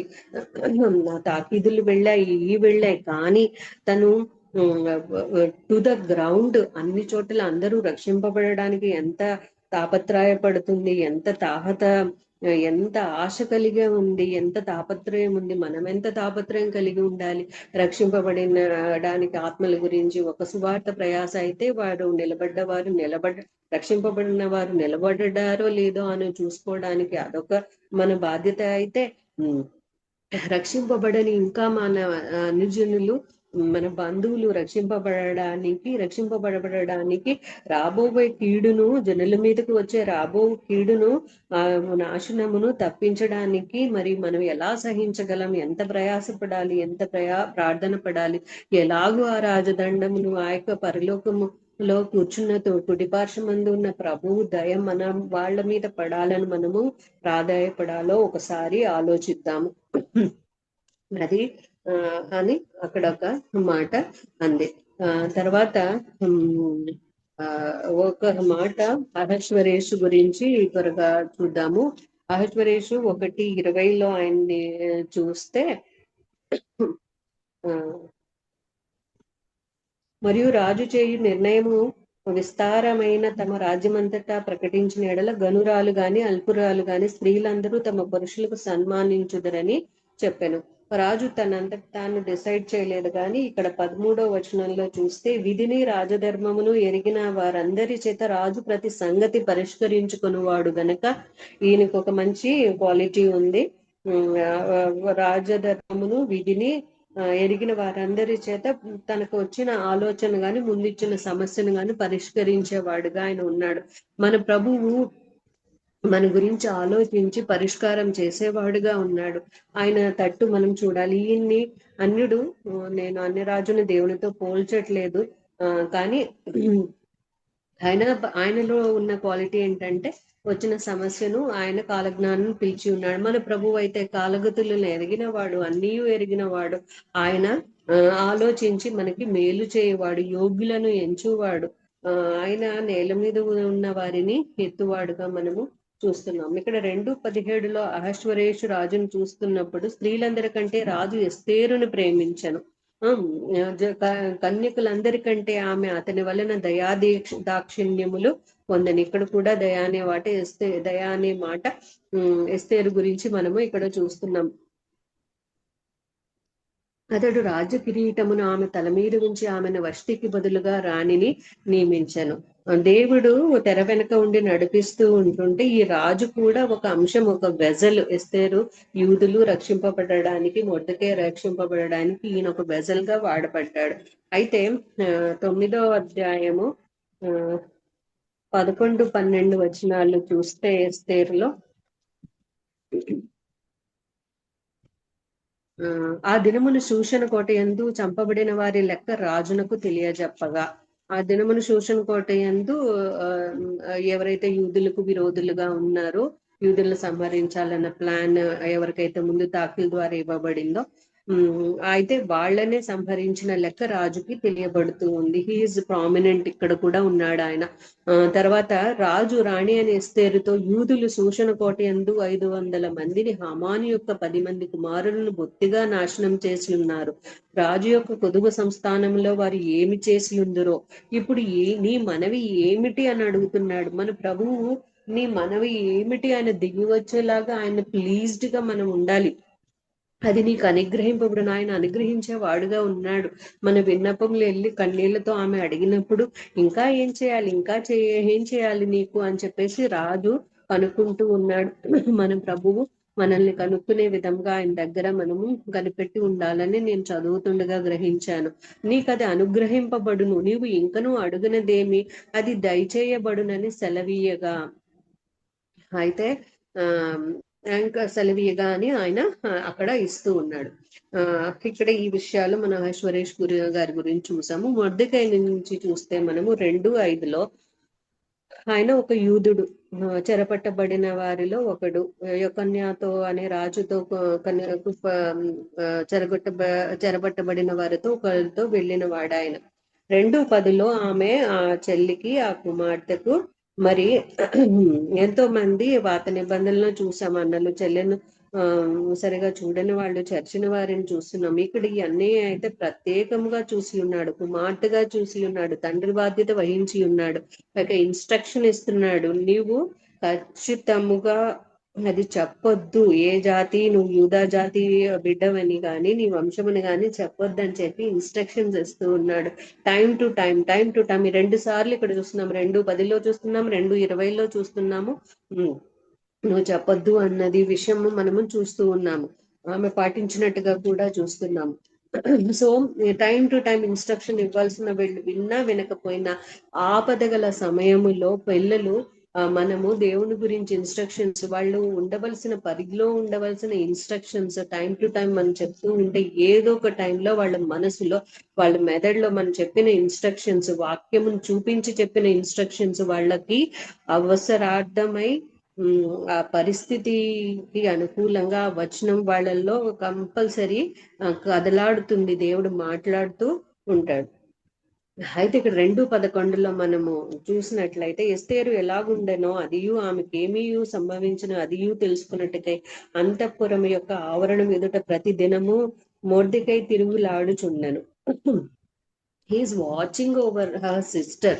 ఆమె కనిపెడుతూ ఉన్నాడు, ఆమె కదలికలు, ఆమె ఎలా ఉందో, ఆమె ఏం భోంచేస్తుందో, రాజుతో ఎలా ఉందో, వంశం పేరు ఎప్పుడన్నా చెప్పవద్దన్నాను, ఆ నమ్మకం ఆయనకి ఉండి ప్రత్యేకంగా ఉండి ఉంటుంటుంది, చెప్పలేదని ఇక్కడ క్లియర్ గా ఇక్కడ నోటెడ్ అయ్యింది. అయినా కానీ ఏదన్నా ఆమెకు ప్రమాదం ఉందేమో అని చెప్పేసి తను కనిపెట్టుకుని ఉంటూ ఉన్నాడు. 2020లో పోషణ కాలం అనండి. పోషణ కాలంలో ఆయన ఎన్ని టిప్స్ నేర్పాడో, ఎన్ని ఆజ్ఞలు నేర్పాడో, ఎంత ప్రేమగా చూశాడో, ఎన్ని దేవునికి అనుబంధంగా నేర్పారో. ఈవెన్ నాకు అనిపిస్తుంది, ఒక చిన్న యానిమేటెడ్ వీడియో నేను చాలా సంవత్సరాల కిందట చూసాను. నా పిల్లలకి ఓఎం నుంచి తీసుకొచ్చి కొన్ని యానిమేటెడ్ DVD వీడియోస్ చూపించేదాన్ని అప్పుడు కాశ్మీర్లో ఉండగా, తర్వాత చిన్న వయసులో ఉండగా. అందులో ఏంటంటే మరియకు తన తండ్రి ఇలాగా యేసుక్రీస్తు వస్తాడని, ఇలాగా ఇవన్నీ కన్యమరి గర్భవతి తెరుస్తుందని చెప్తున్నట్టుగా వీడియోలో చూసా అనమాట. బహుశా తల్లిదండ్రులు చెప్పి ఉండుంటారు, పేద కుటుంబం నుంచి అయినప్పటికీ నా దేవుని విషయాలు వాళ్ళు చెప్పే ఉండుంటారు. సో ఇక్కడ ఆమె అందుకనే దయ ప్రాప్తురాలైంది, దయ పొందుకుంది, వెంటనే యాక్సెప్ట్ చేసింది. అయితే ఇక్కడ యోనాను దేవుడు నినేవేకి పంపించినప్పుడు ఆయన యోనానే వాడుకున్నాడు. యోనా అలిగి వెళ్ళిపోయినప్పటికీ కూడా ఆయన పట్టి తీసుకొచ్చి యోనాను వాడుకున్నాడు. ఎస్తేరుకు వచ్చిన అవకాశాన్ని ఆమె నిలబెట్టుకుంది, మరియకు ఇచ్చిన అవకాశాన్ని ఆమె నిలబెట్టుకుంది. మీకు నాకున్న ఇచ్చిన అవకాశాన్ని నిలబెట్టుకుందాము. పోషణ కాలంలో నేర్పవలసిన సమయం, పిల్లలు మన దగ్గర పోషణ నాకు బెంబేలు పట్టుకుంది. కొన్ని 3-4 సంవత్సరాలు అయితే, ఇప్పుడు 10th ఒక బాబుదైంది, 10th బాబుదైంది, వీళ్ళు తగిలితే ఎక్కడికన్నా వెళితే ఇంకా ఎంత నాకు తక్కువ కాలం ఉంది, ఇంకా నేర్పుకోవాల్సింది నేర్పలేదు అని చెప్పేసి నాకు కంగారు పుడుతూ ఉంది. అయితే ఆ పోషణ కాలంలో నేర్పించవలసిన అంశములు మనము నేర్పుకొనడానికి ఇప్పుడు కూడా అమ్మ కొన్ని చెప్తే ఎందుకులే అని విన్నట్టుగా చెవిని పెడతాను, కానీ కొంచెం సమయం అయిన తర్వాత వెళ్ళి అది ఆలోచిస్తాను.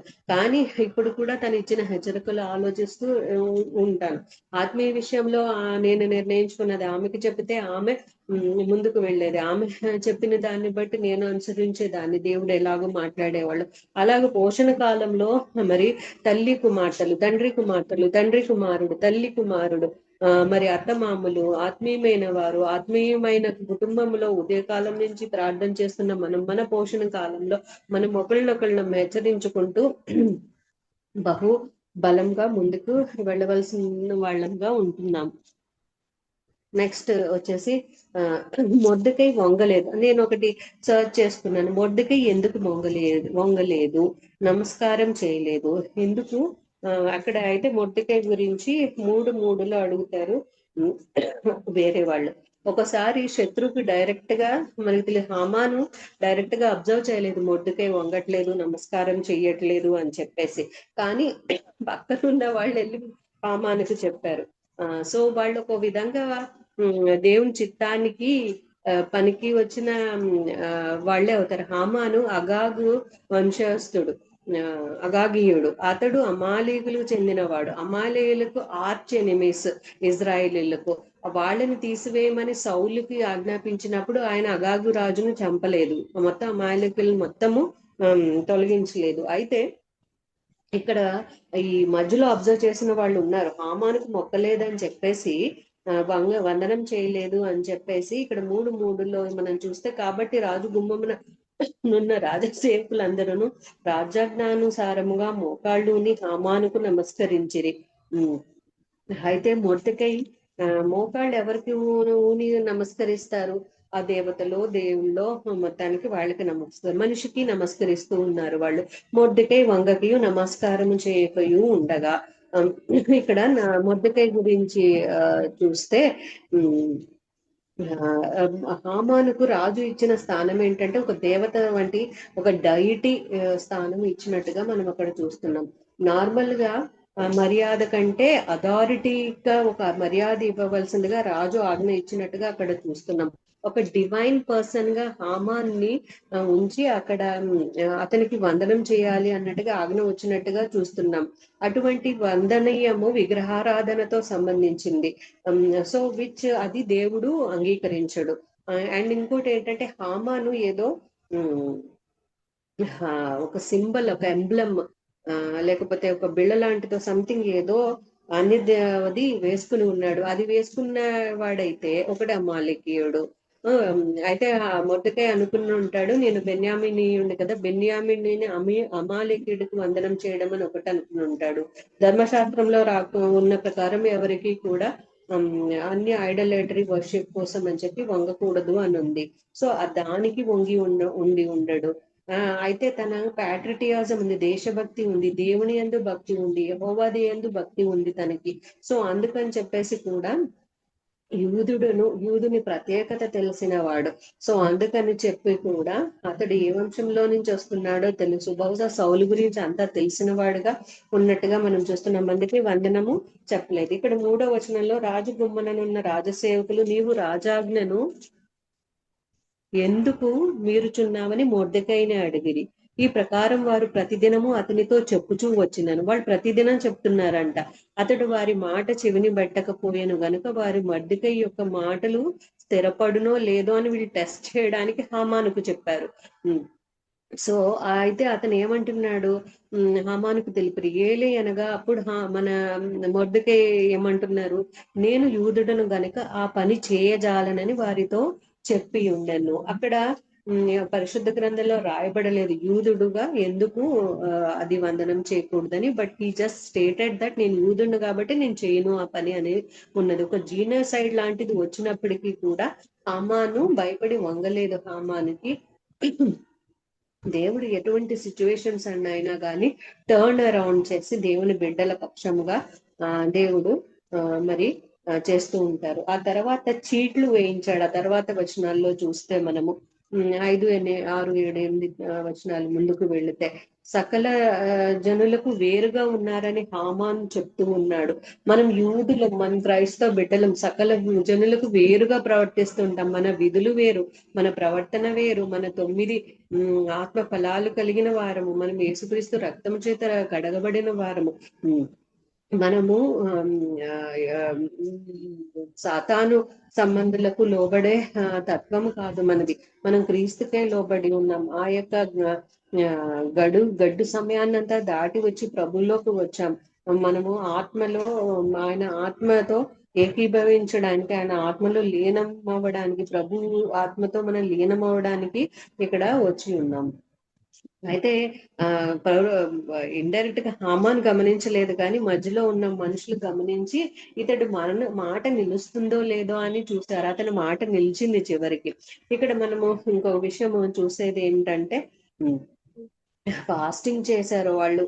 ఆ తాకీదులు వచ్చినప్పుడు ఆ యూదులందరి మీదకి కూడా హామాను వేసిన ప్లాన్, ఆ జనుల వల్ల ఉపయోగం లేదు రాజా, మీరు వాళ్ళని తీసివేయడమే మంచిదే అనంటే నీకు నచ్చినట్టుగా చేయని రాజు ఉంగరం ఇస్తే తాకీదులనిచ్చి మరి యూదులందరినీ నశింప చేయడానికి తాకీదులు వెళతాయి కదా. అయితే ఆ తాకీదులు వెళ్ళినప్పుడు శూషణ కోటలో వాళ్ళు ఎంతో ఉపవాసం ఉంటున్నారు. ఆయా జనులు ఆయా స్థలాల్లో విన్నవాళ్ళు శూషణలో బహు కలత పుట్టింది. శూషణ కోటలో ఇవ్వబడను దానిని విని శూషణ పట్టణం కలవరపడెను అనుంది, కలతపడెను అనుంది. సో ఇటువంటి డిగ్రీ వచ్చినప్పుడు, ఆజ్ఞ వచ్చినప్పుడు, దేవుని బిడ్డల్ని తీసివేయమని వచ్చినప్పుడు వాళ్ళకి స్వయంగానే వాళ్ళు ఉపవాసం ఉన్నారు. ఇది తెలిసిన ఎస్తేరుకు అన్న గోనెపట్ట కట్టుకున్నాడు అని చెప్పేసి మనము 4వ అధ్యాయము 3-4 వచనాల్లో 7 కంటిన్యూగా మనం చూస్తే 4-7లో మా అన్నను మట్టిలో కూర్చోవద్దని, గోనెపట్ట కట్టవద్దని అంటది. అయితే గోనెపట్ట కట్టుకున్న వారు రాజు గేట్స్ దగ్గర ఉండకూడదని అక్కడ మరి ఆజ్ఞ ఉంది. బట్ వెళ్ళాడు అయినా కానీ ధైర్యంతోనే గోనెపట్ట కట్టుకుని ఊరుకున్నాడు. వాళ్ళు రోదనతో ఉన్నారు. అక్కడ 3 మాటలు ఉన్నాయి. మహాదుఃఖముతోనూ, రోదనముతోనూ, ఏడుపుతోనూ ఉన్నారట. ఆ 3 వేర్వేరు మనము 4:3 చూస్తే 4:3 మహాదుఃఖములోను, ఏడ్పులోను, రోదనములోను ఉన్నారు.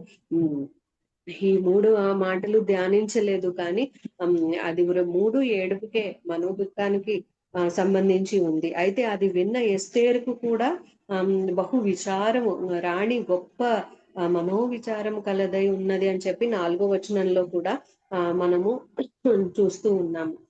ఎస్తేరు కూడా విని మనోవిచారం పడ్డది.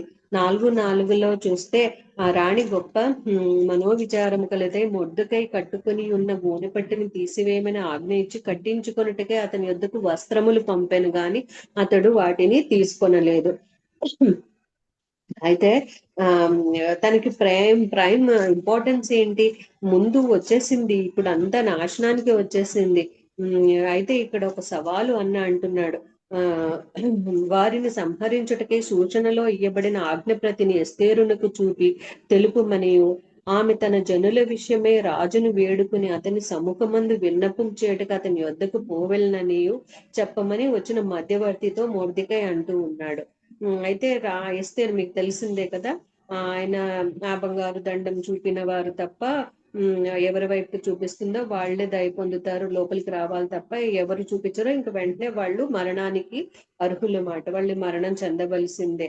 అయితే నేను వెళ్ళలేదు, 30 రోజుల నుంచి కూడా రాజు నన్ను పిలవలేదన్నాను అన్నప్పుడు అక్కడ మొర్దెకై ఏమంటున్నాడు పొద్దున 13లో, ఎస్తేరుతో ఇట్లు ప్రత్యుత్తరం ఇచ్చి, రాజు నగరులో ఉన్నంత మాత్రము చేత యూదులందరికంటే నీవు తప్పించుకొందువని నీ మనసులో తలంచుకొనవద్దు. నీవు ఈ సమయమందు ఏమియూ మాట్లాడక మౌనముగా నున్న ఎడల యూదులకు సహాయమును విడుదలయు మరి యొక్క దుక్కు నుండి వచ్చును గాని నీవును నీ తండ్రి ఇంటి వారును నశించుదురు. నీవు ఈ సమయము బట్టియే రాజ్యమునకు వచ్చితివేమో ఆలోచించుకొనుమని చెప్పమనెను. ఎండ్ టైమ్స్ లో ఉన్నాము ఇప్పుడు, వింటున్న యుద్ధాలు కానీ అటాక్స్ కానీ ఉన్నాము. సో ఎస్తేర్ అయితే ఆ సమయాన్ని బట్టి ఆ రాజస్థానంలోనికి, ఆ యొక్క శూషణ కోటలోనికి, అహష్వేరోషు 127 సంస్థానంలో ఉన్న యూదుల పక్షముగా వ్యాజ్యమాడడానికి, రాజు సమూహముని ధైర్యంగా ముందుకు వెళ్ళడానికి ఆ సమయానికే ఆమె చూస్ చేయబడింది.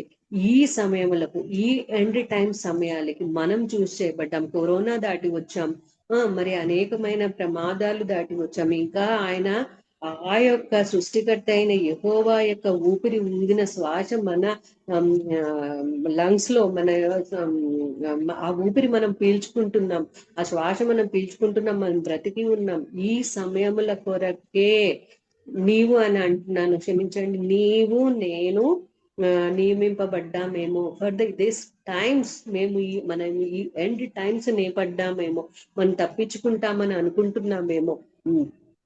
ఎంత పట్టుదలగా ఉండి ఆ రాజు సముఖానికి వెళ్ళి ఆ జనుల గురించి వేడుకొనాలి, రక్షింపబడని వారి కోసం వేడుకొనాలి.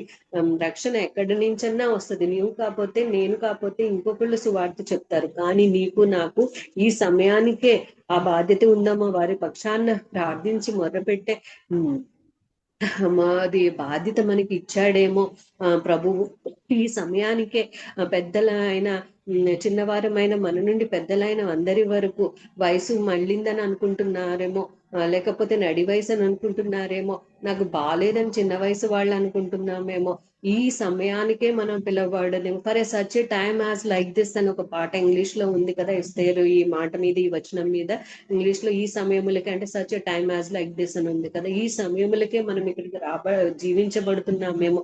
మనం ఎందుకు అబ్రహాం కాలంలో పుట్టలేదు, మనం ఎందుకు క్రీస్తు కాలంలో పుట్టలేదు, లేకపోతే ప్రవక్తల కాలంలో, న్యాయాధిపతి కాలంలో పుట్టలేదు, ఎందుకు ఇప్పుడు ఈ సమయమున మన జీవనాడి నడుస్తూ ఉంది, ఎందుకు దేవుడు మనల్ని ఇంకా ప్రాణములతో నిలిపి మనల్ని ముందుకు నడుపుతూ ఉన్నాడు.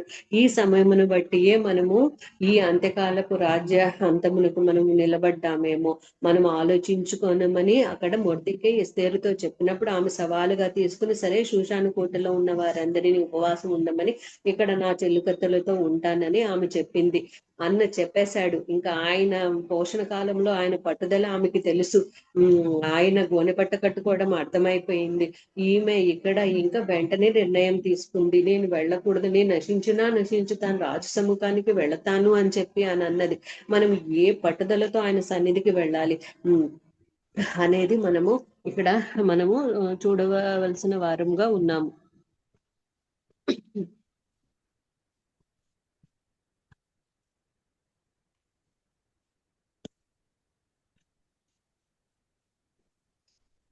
మన వాక్యం అనే ఖడ్గం పట్టుకుని ఈ ఎండ్ టైమ్స్ లో ఆ 9 ఫలాలు కలిగి దేవుడిచ్చే సర్వాంగ కవచమును ధరించుకొని, we women apart from any age, anything, మొర్దెకైకి ఒక లీడర్షిప్ క్వాలిటీస్ ఉన్నాయి. ఎఫెక్టివ్ లీడర్షిప్ క్వాలిటీస్ తో ఒకళ్ళనొకళ్ళని బహుగా ఫుల్ గా ఎంకరేజ్ చేస్తూ, ఒకళ్ళనొకళ్ళని మనము బలంగా ఎంకరేజ్ చేస్తూ, సంఘాలు ఇలా కాదు, మనుషులు ఇలా కాదు, ఇవన్నీ కాదు, ఇది ప్రియారిటీ కాదు మనకి, ఇవన్నీ పక్కన పెట్టేసి ఈ మహాయోధుల వల్లే వారియర్ బ్రైడ్స్ వల్ల, ఇప్పుడు మీరు ఎస్తేర్ ప్రేయర్ వారియర్స్, మనం అందరం ఎస్తేర్ ప్రేయర్ వారియర్స్. ఎందుకు ఈ పేరు పెట్టబడిందో కానీ మనం వారియర్ బ్రైడ్స్ మనము మన ఆత్మ ఖడ్గాలను, మా సర్వాంగ కవచమును మనము ధరించుకునే అలాగున పిక్చర్ అందరూ చూసారు అనుకుంటున్నాను.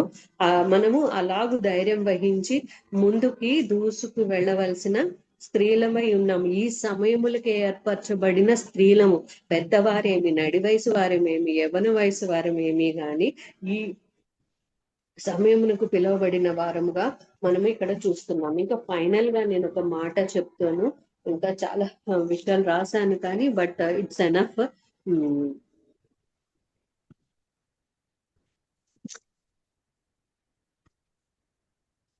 ఒక్కసారి ఎవరన్నా చదవరా? 9వ అధ్యాయము 29, 30.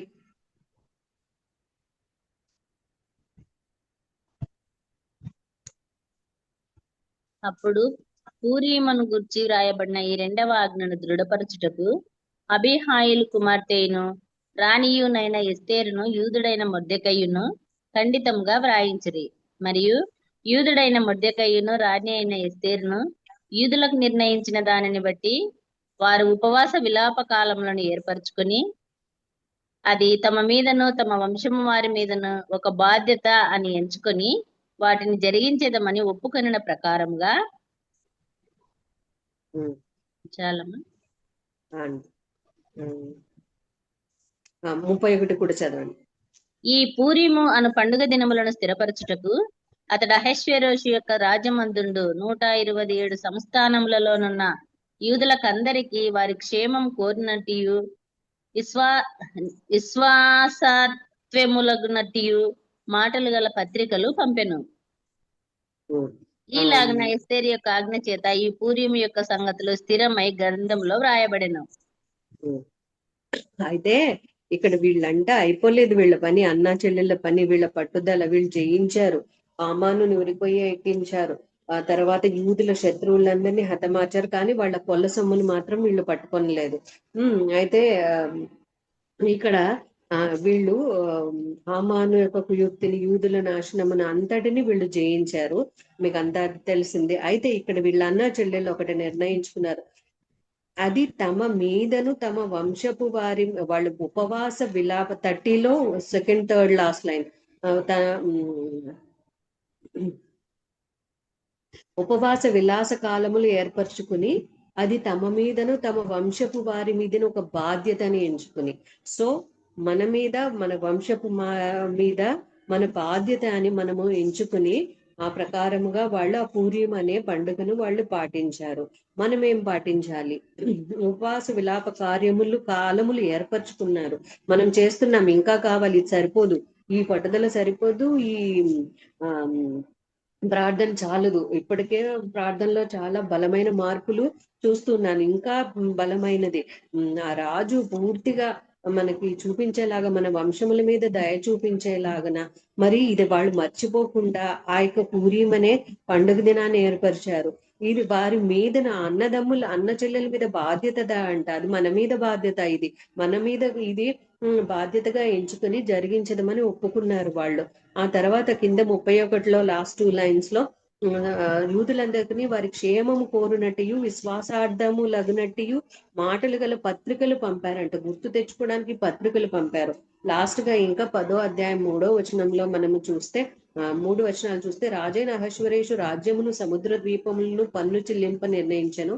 మొర్దెకై యొక్క బలమును గూర్చి అతడు సామర్థ్యము చేసిన కార్యములన్నిటిని గూర్చి రాజు అతనిని గణపర్చిన సంగతిని గూర్చియు మాదీయుల యొక్కయు పారసీయుల యొక్క రాజ సమాచార గ్రంథమందు రాయబడినది.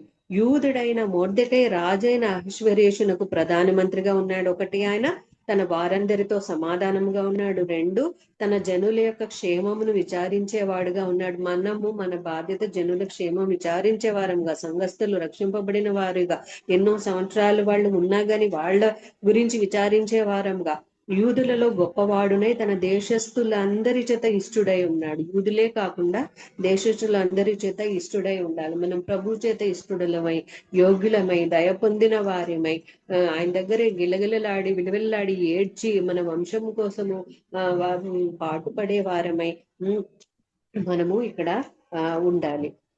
సో ఇది అలాగున నాకు పంచుకున్న వాక్యాన్ని బట్టి మనం అందరము కూడా పట్టుదల కలిగి మన వంశమును గురించి, మన జాతి గురించి ఆ ప్రభువైన దేవునిని మనము వేడుకొనాలి. మనము ఆ ద్వారబంధముల దగ్గర, ఆ గేట్ దగ్గర, రాజు కింగ్స్ గేట్ దగ్గర జడ్జ్ చేయడానికి, అడ్మినిస్ట్రేషన్ చేయడానికి, గార్డ్ చేయడానికి, ఎలాగూ మొర్దెకై కాపలా కాయడానికి ఉండి మరి ఏదన్నా కుట్ర ఉందేమో అని కనిపెట్టి అది కనుక్కుని రాజుకు తెలియచేసి తన వంశం పట్ల, దేశం పట్ల ఎలాగున ఆయన పట్టుదల కలిగి ఉన్నాడో, ఒక సివిల్ సర్వీస్ డ్యూటీ ఆయన చేస్తున్నాడు. వీఆర్ మన ఐఏఎస్ ఐఎఫ్ఎస్ ప్రభు యొక్క సివిల్ సర్వెంట్స్. మనం ఆ పని చేయాలి. మన కెపాసిటీ, మన అడ్మినిస్ట్రేటివ్ ఎబిలిటీ, లీగల్ ఎబిలిటీ, మనం అంతా కూడా ఆ యొక్క వచ్చే ఆపదల్ని కూడా కనుగొని మనము దృఢంగా ఉండి వాటన్నిటిని ఎదుర్కొని మొర్దెకై ఎస్తేరు వల్ల, అన్నా చెల్లెల వల్లే, ఆ తండ్రి కుమార్తెల వల్లే మనం ప్రధాన యాజకుడు, మన రక్షకుడు, విమోచకుడు అయిన మన దేవుని ఎదుట మనం ఉండాలి. మొర్దెకై యూదులందరినీ సమకూర్చాడు, మనం మన విశ్వాసులను సమకూర్చాలి, మన రక్షింపబడిన వారిని సమకూర్చాలి. తాకీదులు రాయడానికి ఆయన త్వరపెట్టి ఉన్నాడు, మనము ఏమి త్వరపెట్టాలో అది చూడాలి. సో ఇలాగున మొర్దెకై ఎస్తేరు వలె మనము కూడా ఆత్మీయ బలంతో ముందుకు వెళ్దాము. దేవుడి వాక్యాన్ని మన ఆత్మల క్షేమం కొరకు దీవించను గాక. అందరికీ వందనాలు.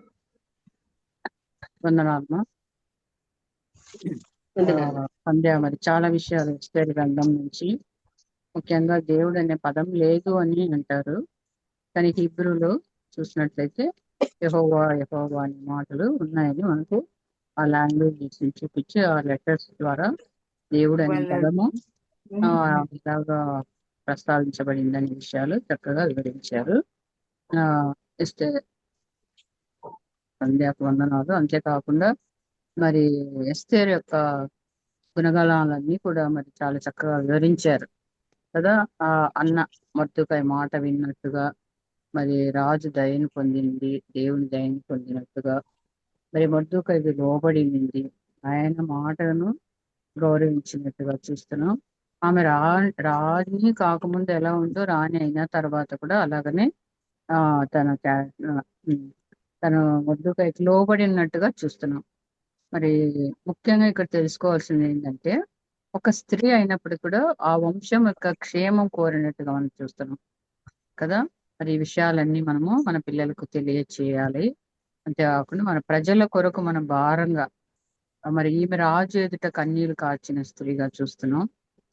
ఇలాగా మనం కూడా మరి మొర్దెకై ఎస్తేరు లాగా మన దేశ ప్రజలను మనం రక్షించుకోవడానికి పట్టుదలతో ప్రార్థన చేయాలి. మరి రాజు ఎదుట కన్నీళ్లు కార్చింది అంటే మనం దేవుని ఎదుట మనము మన దేశం యొక్క ప్రజల యొక్క వంశంలోని వారందరి రక్షణ కొరకు మనం కన్నీరు కార్చవలసిన వారంగా ఉంటున్నాం. వీళ్ళు ఎంత భారంగా బాధ్యతగా తమ వంశాన్ని కాపాడుకున్నారు. మనకు తెలిసి ఇప్పటికి కూడా వాళ్ళు ఉన్నారు సజీవ లెక్కలో. అంటే ఆ రోజు వాళ్ళు చేసిన క్రియ అన్నమాట మొర్దుకై ఎస్తేరు. ఒకవేళ వాళ్ళు మాకు ఎందుకులే అని అనుకునింటే వాళ్ళు నాశనం అయిపోయేవారే, ఆ వంశం అంతా కూడా నాశనం అయ్యేది. మొదటి నుంచి మనం చూస్తాం, ఫ్రమ్ ద బిగినింగ్ కదా, మోషే కాలం నుంచి ఎలాగైనా చంపేయాలి చంపేయాలి చంపేయాలి, రాకూడదు రాకూడదు. యేసుక్రీస్తును చంపాలని చూశారు, మరి మోషేని చంపాలని చూశారు. అలాగా ఈ వంశాన్ని, యూదా వంశమే ఉండకూడదు ఇప్పుడు కూడా అంటున్నారు కదా. సేమ్ ఆ ఇజ్రాయెల్ పట్టము లో ప్రపంచ పటంలో ఇజ్రాయెల్ దేశం కనిపించకుండా చేస్తామని ఎంతో మంది మాట్లాడుతున్నారు. కానీ ఇట్ ఈస్ నాట్ పాసిబుల్. వాళ్ళు దేవుని చేత ఏర్పరచబడిన జనాంగం కాబట్టి వాళ్ళని ఎలాగైనా ఆయన రాకడ వరకు వాళ్ళని అలాగ ఉంచుతాడు. వారి పక్షంగా ఆయన యుద్ధము చేస్తాడు. అయితే వాళ్ళు కూడా రక్షింపబడాలి, ప్రజలందరూ కూడా రక్షింపబడాలి అనే భారం మనము మొర్దుకై ఎస్తేరు వాళ్ళు ఎలాగా భారం వహించి వాళ్ళ వంశాన్ని కాపాడుకున్నారు, ప్రార్థించారు. ఈ రోజుకి వాళ్ళు సజీవ లెక్కలో ఉన్నారు. అలాగా మనం కూడా అనేకుల రక్షణ కొరకు ప్రార్థన చేయవలసిన వారంగా ఉన్నామని ఈ యొక్క ఎస్తేరు గ్రంథం ద్వారా మనకి మరి సంధ్య చక్కగా చాలా ప్రిపేర్ అయ్యారు. చాలా చక్కగా మరి ఎస్తేరు గ్రంథంలో ఎస్తేరు గురించి వివరించారు. చాలాసార్లు వింటా ఉంటాము ఎస్తేరు గ్రంథం గురించి. అయితే మరి అంత కొన్ని విషయాలు మనం స్కిప్ చేస్తుంటాం. కానీ ఇక్కడ చాలా ఎస్తేరు ఎంతగా దేవుని దయని పొందింది, మరి అన్నకి మాట ఎలా వినింది, తర్వాత తన వంశం కొరకు ఎంతగా ఆమె ఒక గట్టి నిర్ణయం తీసుకొని రాజు దగ్గరికి వెళ్ళింది, వంశాన్ని ఎలా కాపాడు, ఈ విషయాలన్నీ మరి సమయం అయింది అన్ని విన్నారు. చక్కగా వివరించిన సంధ్యకు ఎస్ఆర్ ప్రేయర్ వారి తరఫున వందనాలు చెల్లిస్తున్నానమ్మా. Thank you Sandhya. Very good preparation.